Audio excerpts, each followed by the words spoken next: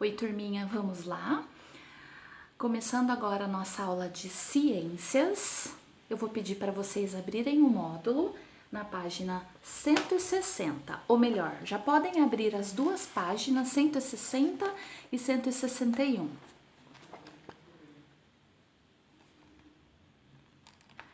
Nós vamos começar o novo capítulo, né? O capítulo que fala sobre plantas.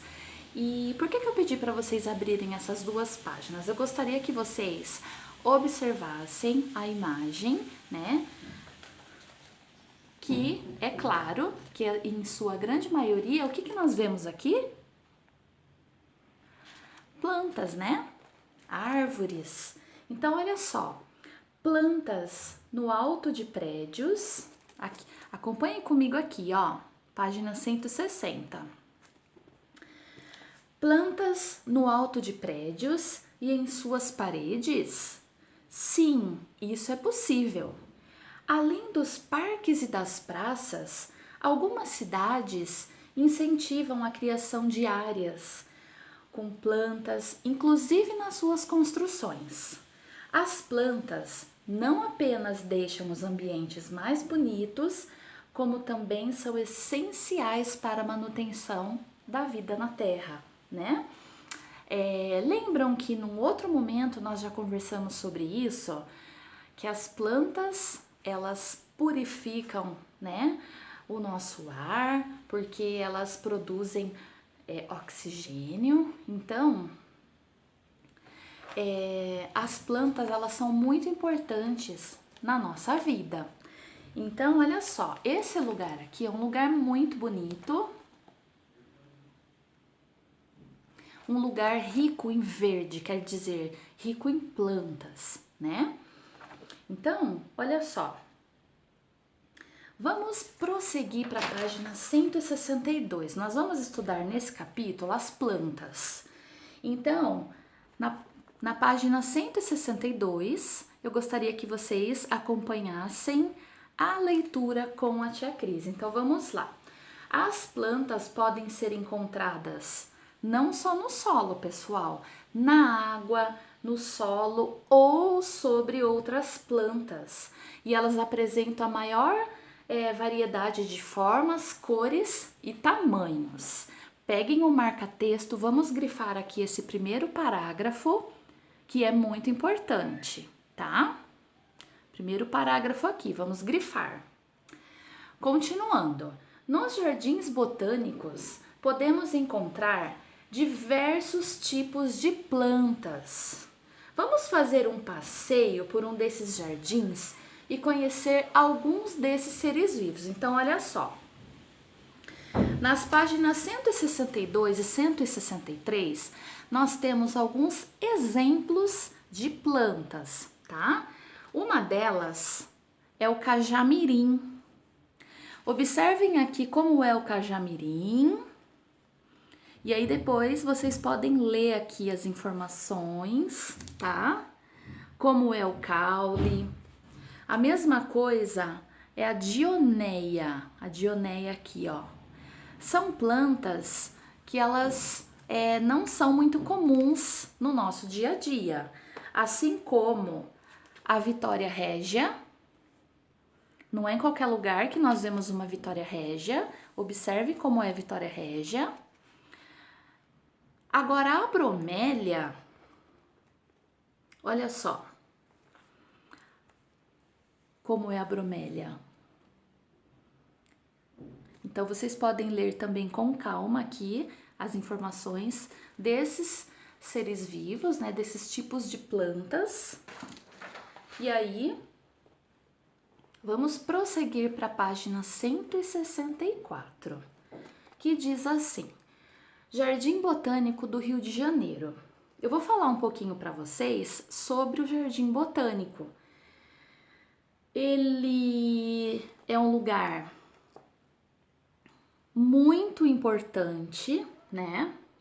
É um local de pesquisas científicas, conservação de espécies ameaçadas e também de educação ambiental.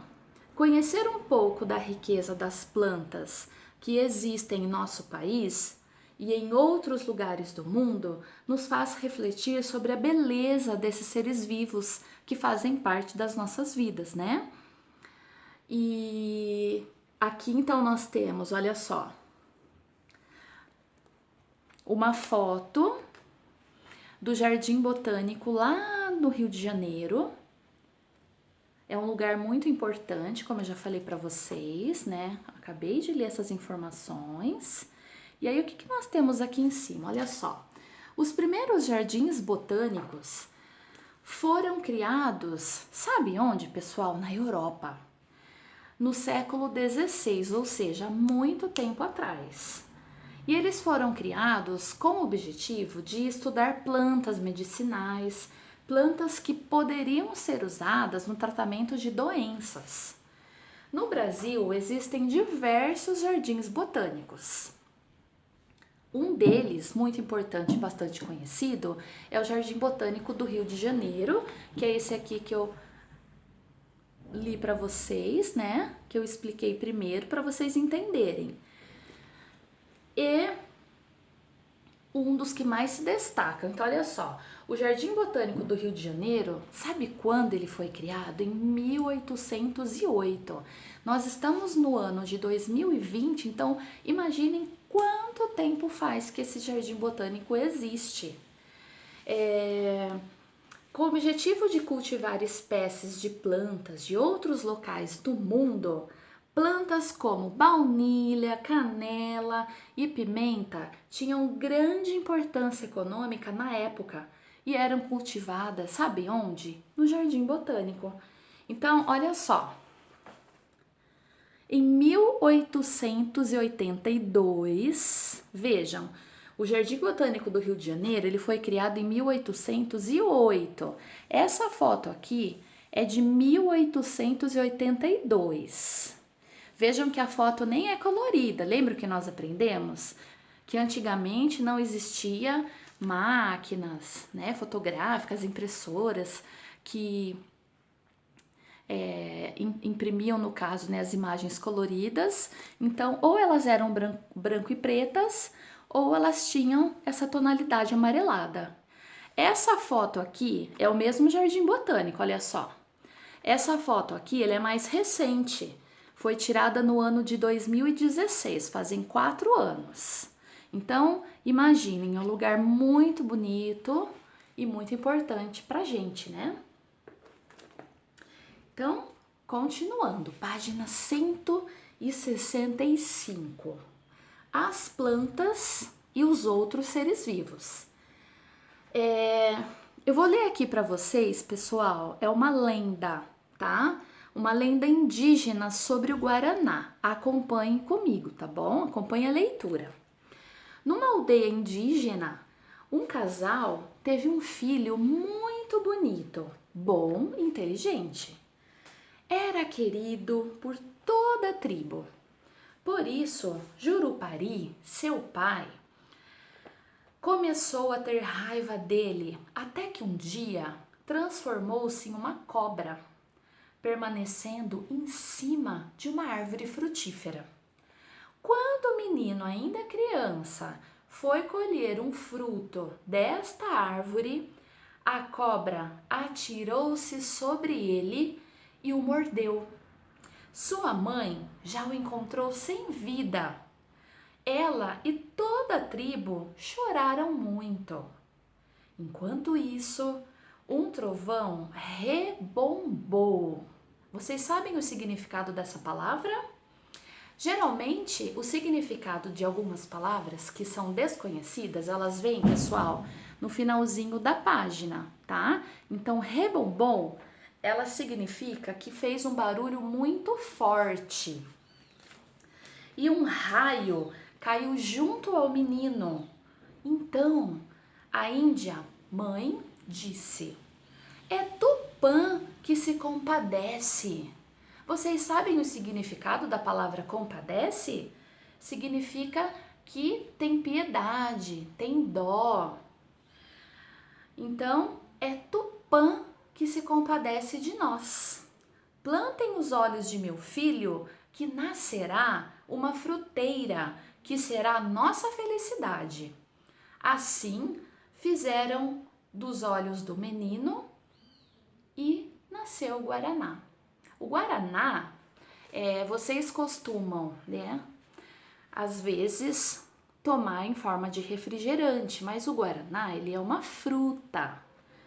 Então, olha só, observem aqui no finalzinho da página 165 esta imagem. Aqui é o fruto do guaraná, tá? Então, olha só, vamos acompanhar a leitura aqui comigo. O guaraná é uma planta nativa da Amazônia, ou seja, em qualquer lugar que nós encontramos o guaraná, nativa da Amazônia e de grande importância para algumas comunidades das regiões Norte e Nordeste, que cultivam e comercializam este fruto. Essa planta, ela cresce apoiada em outras plantas. Seus frutos apresentam as cores vermelho, branco e preto. Olha aqui, ó. E são muito parecidos com os olhos. Gostaram da lenda do guaraná? Então vamos lá, ó. Página 166. Agora marca texto na mão que vai aparecer informações importantes para vocês grifarem, tá bom? Então vamos lá, ó. Todo mundo junto comigo? Uma das principais características das plantas é utilizar a luz solar e outros componentes do ambiente, como água e gás carbônico, para quê? Tia Cris já falou, produzir o seu próprio alimento, né? As plantas, todas as plantas produzem o seu próprio alimento. Para isso, elas precisam da luz solar, elas precisam da água, do ar, do gás carbônico, né? Então, marca texto na mão. Vamos grifar aqui, ó, este primeiro parágrafo, que é muito importante, tá bom? E aí nós vemos aqui a imagem de uma planta, certo? Olha aqui, ó, luz solar. Então vamos acompanhar. As plantas, elas absorvem parte da energia solar, parte da luz solar. E aí, olha só, o que acontece? Vocês estão vendo que a folha está destacada? Olha só o que acontece. A energia, ela é utilizada para transformar o gás carbônico, que absorve do ar atmosférico, e a água, que absorve no solo, em alimento e gás oxigênio. Esse processo é chamado de fotossíntese e ocorre principalmente nas folhas das plantas, né? Então, pessoal, onde é que as plantas produzem o seu próprio alimento? É isso mesmo, quem respondeu nas folhas, né? Nas folhas ocorre a fotossíntese. Então, é neste local que é absorvida a água, o ar, a luz solar e elas produzem o seu próprio alimento.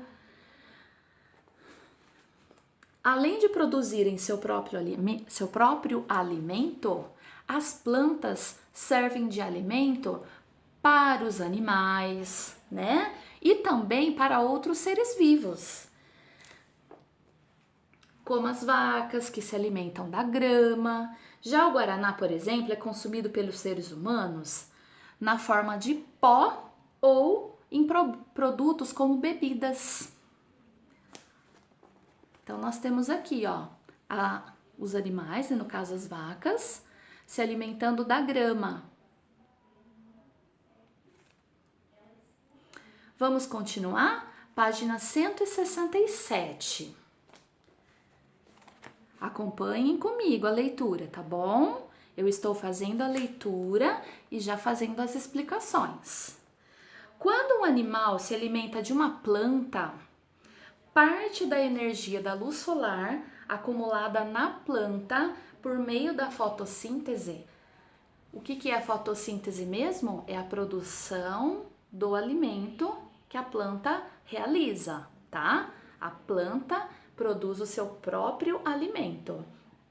E esse fenômeno, digamos, da planta produzir o seu próprio alimento é chamado de fotossíntese, tá bom? Bom, então ela é transferida para o animal. Portanto, sem as plantas, a vida da maioria dos seres vivos seria prejudicada. O que ia acontecer? Sem as plantas, muitos animais não teriam que comer, e aí o que ia acontecer? Eles iriam morrer, né? Porque tem animais que se alimentam de outras coisas, mas tem animais que se alimentam somente de plantas. Então, sem as plantas, esses animais morreriam, deixariam de existir, né? Então, olha só, observem aqui essa imagem.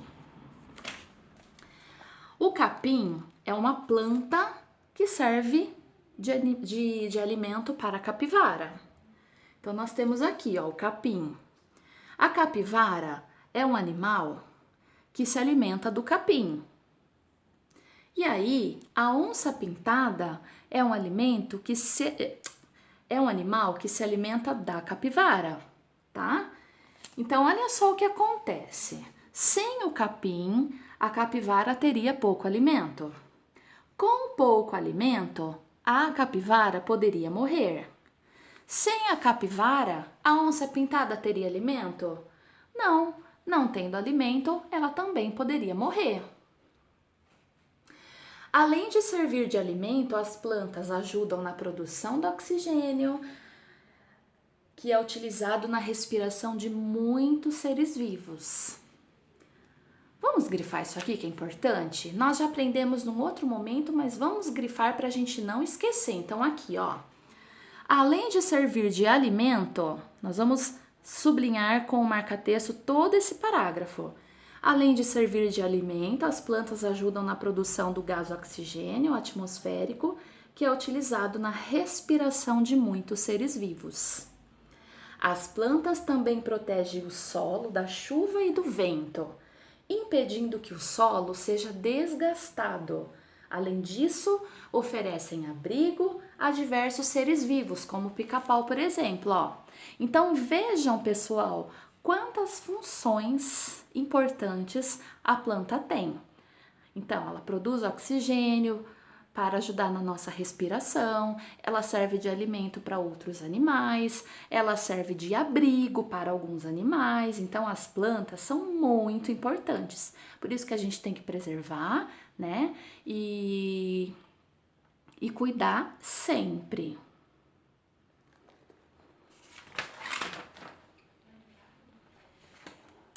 E aí, sobre esse assunto de plantas, eu vou sugerir que vocês façam 2 atividades, ou melhor, 2 páginas com atividades sobre as plantas. Então, aqui, ó, vocês vão fazer a página 168 e 169. Se alguém ficou com alguma dúvida sobre o assunto das plantas que nós começamos a falar, na nossa próxima aula ao vivo, pode perguntar, mesmo não sendo de ciências, tá bom? E tem uma coisa bem legal que eu vou falar, pessoal. Nós só começamos a falar sobre as plantas, tem muito mais coisa legal pra gente aprender sobre as plantas, tá bom? Um beijo, até a nossa próxima aula.